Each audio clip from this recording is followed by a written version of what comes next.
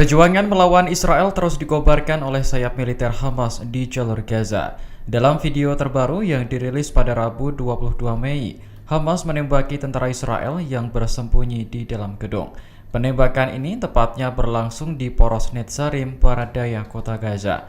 Hamas mengklaim berhasil membuat tentara Israel tumbang dan pasukan lainnya ketakutan.